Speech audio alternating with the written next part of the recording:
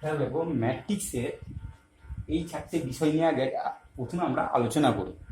প্রথমে হচ্ছে সিঙ্গুলার এবং নন সিঙ্গুলার ম্যাট্রিক্স কি, অ্যাডজয়েন্ট হবে ম্যাট্রিক্সটা কেমন, ইনভার্স হবে ম্যাট্রিক্স, ইনভার্স হচ্ছে বিপরীতটা কি, আর রেসিপ্রোকাল হবে ম্যাট্রিক্স। একটা ম্যাট্রিক্সের অনন্য বলতে আমরা কি বুঝি, এই চারটে বিষয়কে নিয়ে আমরা আলোচনা করবো প্রথমে। তাহলে প্রথম হচ্ছে সিঙ্গুলার এবং নন সিঙ্গুলার ম্যাট্রিক্স। দেখো সিঙ্গুলার এবং নন সিঙ্গুলার ম্যাট্রিক্সটা বলতে আমরা কি বুঝি, সিঙ্গুলার ম্যাট্রিক্সটা কি আর নন সিঙ্গুলার ম্যাট্রিক্সটা কি।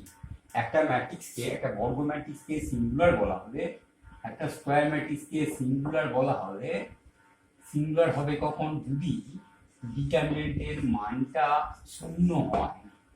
একটা স্কোয়ার ম্যাট্রিক্স সিঙ্গুলার হবে যদি ডিটারমিনেন্টের মানটা শূন্য হয়।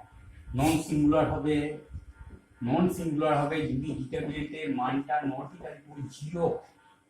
তাহলে একটা বর্গ ম্যাট্রিক্স সিঙ্গুলার হবে ডিটারমিনেন্ট এটা জিরো হতে হবে, নন সিঙ্গুলার হলে ডিটারমিনেন্ট এটা নট ইকুয়াল টু জিরো হতে হবে। আমরা যদি এক্সাম্পল নিই, এক্সাম্পল নিলে কি দেখতে পাবো, ধরো এ একটা ম্যাট্রিক্স নিয়েছি, এটা হচ্ছে 1 2 4 8। এটা যদি ডিটারমিনেন্ট আকারে লিখি তাহলে কেমন হবে, 1 2 4 8, এর মান কত, জিরো। তাহলে এটা একটা সিঙ্গুলার ম্যাট্রিক্স।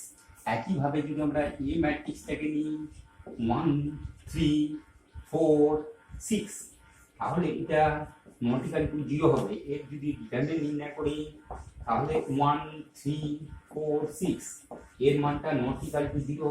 তাহলে এটা একটা নন সিঙ্গুলার ম্যাট্রিক্স।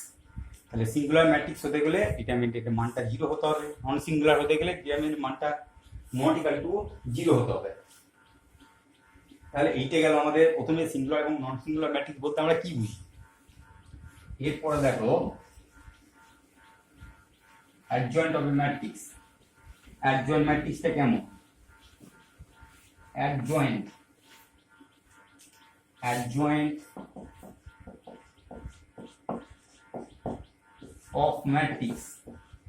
ম্যাট্রিক্সে অ্যাডজয়েন্ট বলতে আমরা কি বুঝি, অ্যাডজয়েন্ট অফ ম্যাট্রিক্স বলতে আমরা কি বুঝি।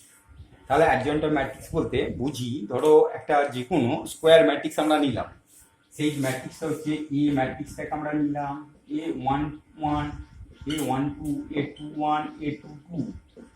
এটা হচ্ছে 2 ইন্টু 2 ক্রমের একটা ম্যাট্রিক্সকে নিলাম, 2 ইন্টু 2 ক্রমের ম্যাট্রিক্স। এটা ডিটারমিনেন্টটা নির্ণয় করলাম, কত হবে, এই 1 1 1 2 2 1 2 2। এই ডিটারমিনেন্টের প্রতিটা এলিমেন্টের, এই প্রতিটা এলিমেন্টের আমরা সহগুণনীয়ক বা কোফ্যাক্টর নির্ণয় করলাম। সহগুণনীয়ক গুলো কেমন হবে, তাহলে সহগুণনীয়ক গুলো, এর সহগুণনীয়ক A11 A11 1 2 1 3 1 A11 1 2 2 2 1, 2 1 করো, এটা 2 2,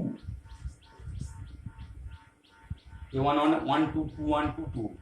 এই পদগুলোর কোফ্যাক্টরস, কোফ্যাক্টরস কোনগুলো হবে, ধরলাম কোফ্যাক্টরস গুলো হলো এটা A11 A12 A21 A22। এই সমস্ত কোফ্যাক্টরস গুলো প্রতিটা পদের বেরোলো। এই কোফ্যাক্টর নিয়ে যদি, এই কোফ্যাক্টর গুলোকে নিয়ে যদি আমরা একটা ম্যাট্রিক্স তৈরি করি, তাহলে ধরো সেই ম্যাট্রিক্সটার নাম দিলাম বি ম্যাট্রিক্স। সেই ম্যাট্রিক্সটা হলো A11 1 2 2 1 2 2। এইটা হলো তোমার কোফ্যাক্টরস গুলোর প্রদত্ত ম্যাট্রিক্সের যে কোফ্যাক্টর তার নিয়ে যে ম্যাট্রিক্সটা তৈরি করলাম সেটা হচ্ছে বি। এইটাকে যদি আমরা ট্রান্সপোজ করে দিই, বি ট্রান্সপোজ যদি করি তাহলে কেমন আসবে, এই 1 1 1 2 2 1 2 2 A2 2। এইটাকে বলবো অ্যাডজয়েন্ট অফ ম্যাট্রিক্স। এটা হচ্ছে অ্যাডজয়েন্ট, অ্যাডজয়েন্ট অফ এ। এ ম্যাট্রিক্সে অ্যাডজয়েন্ট হচ্ছে এটা বি ট্রান্সপোজ। তাহলে অ্যাডজয়েন্টটা কিভাবে আমরা বার করছি, একটা প্রদত্ত ম্যাট্রিক্স তোমাকে দেয়া থাকছে, সেই ম্যাট্রিক্সকে আমরা ডিটারমিনেন্টে ট্রান্সফার করছি, সেই ডিটারমিনেন্টের প্রতিটা এলিমেন্টের কোফ্যাক্টরগুলোকে নির্ণয় করছি, সেই কোফ্যাক্টরগুলোকে নিয়ে যে একটা ম্যাট্রিক্স তৈরি করলাম, সেই ম্যাট্রিক্সে ট্রান্সপোজ যেটা পাবো সেটাই হচ্ছে অ্যাডজয়েন্ট অফ এ, বা যে ম্যাট্রিক্সটা আমাকে দেয়া থাকবে তার অ্যাডজয়েন্ট। ঠিক আছে, এবার দেখো এটা হলো অ্যাডজয়েন্ট অফ ম্যাট্রিক্স।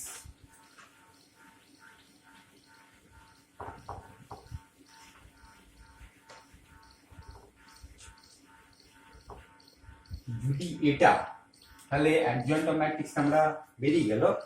যদি এর মানটা ডিটারমিনেন্ট এর মানটা যদি নট ইকুয়াল টু 0 হয়, অর্থাৎ নন সিঙ্গুলার হয়, যদি ডিটারমিনেন্টের মানটা নট ইকুয়াল টু 0 হয়, তাহলে adjoint A by determinant A, adjoint এটা আমরা নির্ণয় করেছি, যদি ডিটারমিনেন্টের মানটা নট ইকুয়াল টু 0 হয়, তাহলে অ্যাডজয়েন্ট এ বাই ডিটারমিনেন্ট এ, এই ম্যাট্রিক্সকে এটাকে বলা হবে এ ম্যাট্রিক্সের reciprocal.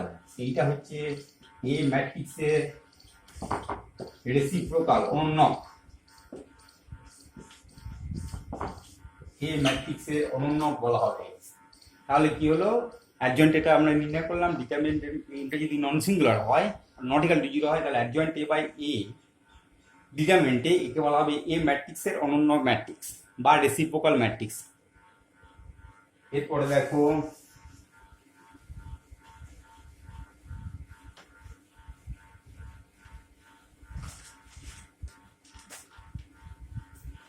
Inverse of A matrix. Inverse of A matrix, inverse of A matrix বলতে আমরা কি বুঝি? ইনভার্স অফ এ ম্যাট্রিক্সটা কি, মানে বিপরীত। ম্যাট্রিক্সের বিপরীত বলতে আমরা কি বুঝি? ইনভার্স হচ্ছে বিপরীত বলতে আমরা কি বুঝি? একটা ম্যাট্রিক্সের বিপরীত বলতে আমরা কি বুঝি? ধরো দুটি একই ক্রমের বর্গ ম্যাট্রিক্স নিলাম, ধরো এ আর বি দুটো বর্গ ম্যাট্রিক্স নিয়েছি, ক্রম একই, ক্রম হচ্ছে একই, ক্রম একই, এই দুটো বর্গ ম্যাট্রিক্স এ আর বি, এই দুটি বর্গ ম্যাট্রিক্স নিয়েছি, সেই ম্যাট্রিক্সের ক্রম দুটো হচ্ছে একই, এ আর বি বর্গ ম্যাট্রিক্স নিয়েছি। যদি এ ইন্টু বি সমান বি ইন্টু এ সমান আই হয়, এই আইটা কি, এই আইটা হচ্ছে ইউনিট, একক ম্যাট্রিক্স, ক্রমটা একই, ক্রম এরও ক্রম একই, তাহলে এ আর বি দুটো বর্গ ম্যাট্রিক্স নিলাম যাদের ক্রম একই। যদি এ ইন্টু বি এবং বি ইন্টু এ সমান আই হয়, তাহলে আমরা বলবো এ ইনভার্স সমান বি অথবা বি ইনভার্স সমান এ। বি এর বি এ ইনভার্স সমান বি অথবা বি ইনভার্স সমান এ। তাহলে কি হলো, এ আর বি দুটো একই ক্রমের ম্যাট্রিক্স, এ আর বি কে গুণ করলে বি আর এ কে গুণ করা হলো। যদি দুটো ক্ষেত্রে আমাদের ইউনি ম্যাট্রিক্স দেয়, তাহলে বলবো বি সমান এ ইনভার্স অথবা এ সমান বি ইনভার্স, দুটি বলা যাবে। ঠিক আছে, তাহলে দেখো ইনভার্সটা বোঝা গেছে তো, বি সমান ইনভার্স অথবা এ সমান বি ইনভার্স। এবার দেখো ম্যাট্রিক্সের বিপরীত, ম্যাট্রিক্সের বিপরীত নির্ণয়, ম্যাট্রিক্সের বিপরীত নির্ণয়, সেই ম্যাট্রিক্সের বিপরীত নির্ণয় হচ্ছে এটা, এ ইনভার্স সমান adjoint A by determinant A, adjoint A by determinant A. তাহলে আমরা দেখেছি অ্যাডজয়েন্ট এ কি করে নির্ণয় করতে, ডিটারমিনেন্ট এ তো আমরা জানি, যে ম্যাট্রিক্স দেবে তার ডিটারমিনেন্টটা প্রথমে নির্ণয় করে নেবো। এ ইনভার্স সমান হচ্ছে adjoint A by determinant A, adjoint A কি করে নির্ণয় করতে হয় সেটা আমরা জেনেছি আগে। এবার দেখো এই যে এ ইনভার্স আমরা লিখলাম অ্যাডজয়েন্ট এ বাই ডিটারমিনেন্ট এ, এখানে এ ইনভার্সের ক্ষেত্রে ডিটারমিনেন্টের মানটা কিন্তু নট ইকুয়াল টু 0 হতে হবে। নট ইকুয়াল টু 0 হলেই একমাত্র এ ইনভার্সের অস্তিত্ব থাকবে, এক্সিস্ট করবে। ঠিক আছে, অর্থাৎ ডিটারমিনেন্ট এর মানটা যদি নন সিঙ্গুলার হয়, এইটা যদি নট ইকুয়াল টু 0 হয়, তাহলে কিন্তু এই ইনভার্সের অস্তিত্ব থাকবে, এই ইনভার্সের অস্তিত্ব থাকবে। এটা নন সিঙ্গুলার হতে হবে। ফার্স্ট কন্ডিশন হচ্ছে এটাকে ইনভার্স নির্ণয়ের ক্ষেত্রে এ ডিটারমিনেন্টে নট ইকুয়াল টু 0 হতে হবে, অর্থাৎ ডিটারমিনেন্টে নন সিঙ্গুলার হলেই একমাত্র এই ইনভার্সের অস্তিত্ব থাকবে। আরেকটা লক্ষ্য করে দেখো, এই যে এই ইনভার্স আমরা বললাম, আর রেসিপ্রোকাল বলেছি অ্যাডজয়েন্ট এ বাই ডিটারমিনেন্ট এ। রেসিপ্রোকালের ক্ষেত্রে একই কথা বলেছি, রেসিপ্রোকালের ক্ষেত্রেও কিন্তু কি ছিল, adjoint A by determinant A. তাহলে দেখো রেসিপ্রোকাল এবং কোনো ম্যাট্রিক্সের রেসিপ্রোকাল এবং ইনভার্স একই হয়, রেসিপ্রোকাল এবং ইনভার্স একই।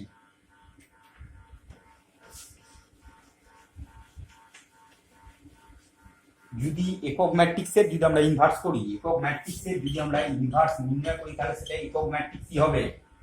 আর শূন্য ম্যাট্রিক্সের কোনো বিপরীত নেই, কোনো ইনভার্স নেই। শূন্য ম্যাট্রিক্সের কোনো ইনভার্স নেই। একক ম্যাট্রিক্সের ইনভার্স হচ্ছে সে একক ম্যাট্রিক্স হবে, আর শূন্য ম্যাট্রিক্সের ক্ষেত্রে কিন্তু কোনো আমরা বিপরীত নির্ণয় করতে পারবো না। শূন্য ম্যাট্রিক্সের কোনো বিপরীত নেই। এবার দেখো প্রপার্টি গুলো কি আছে। প্রপার্টি গুলো কি আছে দেখো। প্রপার্টি গুলো কি আছে, যদি প্রপার্টি দেখি, একটা প্রদত্ত ম্যাট্রিক্স নিলাম, এই ইনভার্স সেই প্রদত্ত ম্যাট্রিক্স কি পাবো, এই ইনভার্স করলে আমরা প্রদত্ত ম্যাট্রিক্স কি নির্ণয় করতে পারবো। 1 নম্বর।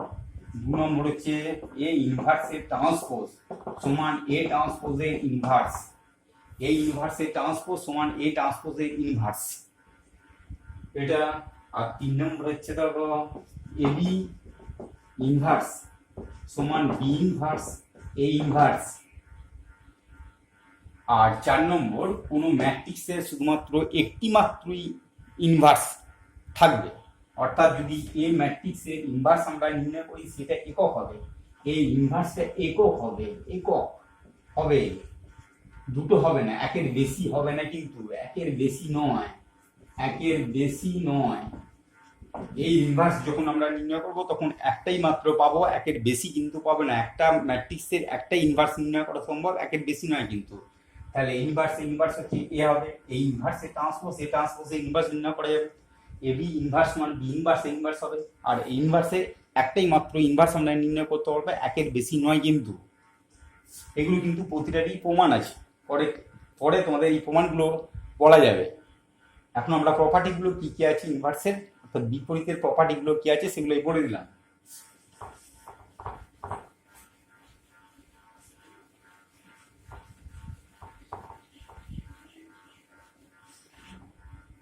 এরপরে দেখো অর্থোগোনাল ম্যাট্রিক্স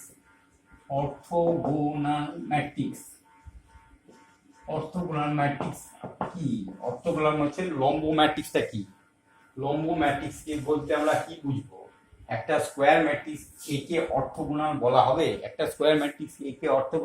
হবে, যদি এ ইনটু এ ট্রান্সপোজ সমান এ ট্রান্সপোজ ইনটু এ সমান আই হয়। যদি এটা হয় তাহলে এটাকে বলবো অর্থোগোনাল ম্যাট্রিক্স, সেক্ষেত্রে এটা হবে orthogonal. A into A transpose into A সমান আই হলে এটাকে আমরা বলবো অর্থোগোনাল ম্যাট্রিক্স। এবার দেখো যদি এক্ষেত্রে ডিটারমিনেন্ট এ আমরা নির্ণয় করলাম, ডিটারমিনেন্টের মানটা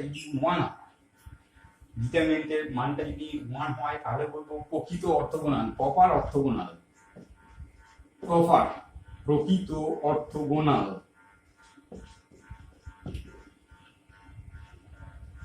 ম্যাট্রিক্স। প্রকৃত অর্থোগোনাল ম্যাট্রিক্স হবে ডিটারমিনেন্টের মানটা যদি 1 হয়, আর ডিটারমিনেন্টের মানটা যদি -1 হয় তাহলে বলবো অপ্রকৃত অর্থোগোনাল ম্যাট্রিক্স। তাহলে অর্থোগোনাল ম্যাট্রিক্স বলতে এ ইনটু এ ট্রান্সপোজ সমান এ ট্রান্সপোজ ইনটু এ সমান যদি আই হয় তাহলে অর্থোগোনাল ম্যাট্রিক্স। ডিটারমিনেন্টের মানটা যদি 1 হয় তাহলে প্রপার অর্থোগোনাল ম্যাট্রিক্স। ডিটারমিনেন্টের মানটা যদি -1 হয় তাহলে বলবো অপ্রকৃত অর্থোগোনাল ম্যাট্রিক্স। তাহলে এরকম বার করতে দিলে, প্রকৃত বা অপ্রকৃত বার করতে দিলে প্রথমে আমরা অর্থোগোনাল ম্যাট্রিক্সটা দেখবো, অর্থোগোনাল ম্যাট্রিক্সের যে ধর্মটা আছে সেটা মানছি কিনা। এ into A transpose into A সমান হয়, এটা আমরা প্রথমে দেখাবো। তারপর আমরা দেখাবো যে ডিটারমিনেন্টের মানটা যদি 1 হয় তাহলে প্রকৃত অর্থোগোনাল প্রপার, আর যদি -1 হয় তাহলে বলবো অপ্রকৃত অর্থোগোনাল ইমপ্রপার। তাহলে এর পরে আমরা কি করব, এর পরের আলোচনায় আমরা আসবো যে সিস্টেম অফ লিনিয়ার ইকুয়েশনস কিভাবে আমরা সমাধান করব ম্যাট্রিক্সের সাহায্যে, সেটা নিয়ে আলোচনা করব। আজ তাহলে এই পর্যন্তই রইল।